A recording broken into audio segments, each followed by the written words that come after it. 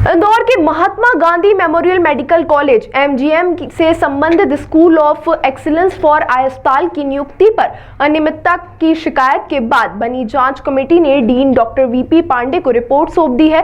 3 माह बाद यह जांच रिपोर्ट सौंपी गई है। वहीं आरटीआई कार्यकर्ता डॉक्टर कमल गोस्वामी ने बताया कि वर्ष 2019 में सहायक प्रोफेसर की नियुक्ति में अनियमितता हुई थी। बिना आवेदन किए ही इनकी नियुक्ति कर दी गई थी। इसमें डॉक्टर मीता जोशी, डॉक्टर टीना अग्रवाल और डॉक्टर ऋषि गुप्ता के नाम शामिल है। गौरतलब है कि आवक जावक शाखा से डॉक्टर द्वारा किए आवेदन गायब होने की बात जिम्मेदार अधिकारी द्वारा कही गई थी। अब मामले में भोपाल से रिपोर्ट के आधार पर आगामी कार्रवाई होगी। देखिए, प्रधानमंत्री जी का ड्रीम प्रोजेक्ट था कि इंदौर में अच्छे से अच्छा इलाज आंखों का मिल सके। इस उद्देश्य को लेकर ये स्कूल ऑफ एक्सीलेंस फॉर आई की स्थापना की गई। उसमें ये था कि जो अच्छे प्रशिक्षित डॉक्टर रहें, जो उच्च क्वालिटी की इलाज कर सके, उच्च क्वालिटी की मशीनें मिल सके, उस उद्देश्य को लेकर की गई थी। लेकिन जो यहाँ भर्ती प्रक्रिया अपनाई गई उसमें बहुत सारी विसंगतियाँ थी, जिसमें 3 डॉक्टरों के विरुद्ध ऐसी जानकारी आरटीआई में मुझे मिली थी कि जिनके पास ना डिग्री है और ना क्वालिफिकेशन है और ना ही उन्होंने आवेदन किया था।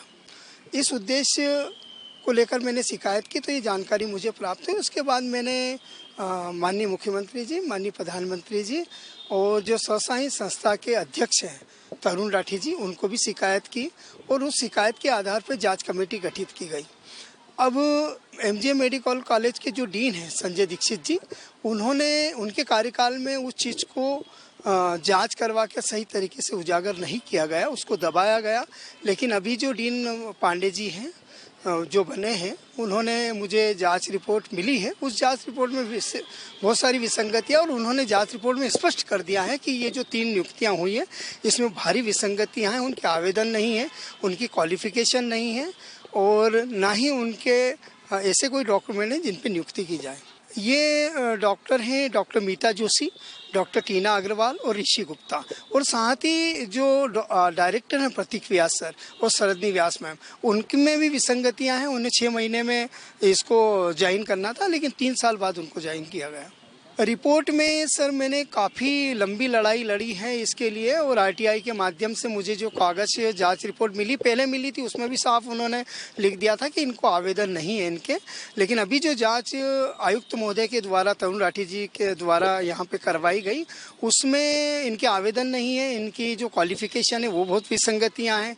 मैडम जो मीता व्यास है, उनका डीएनबी है, एमसीआई मान्यता प्राप्त नहीं है, एमएस नहीं है, पब्लिकेशन नहीं है, और ना ही उन्होंने जो कॉन्ट्रैक्ट बेस पे टीना अग्रवाल ने जो दिखाया है कि हमने कॉन्ट्रैक्ट बेस पे किया, लेकिन एमसीआई कॉन्ट्रैक्ट बेस को नहीं मानती है और ना ही उनके पब्लिकेशन का उसमें जिक्र है।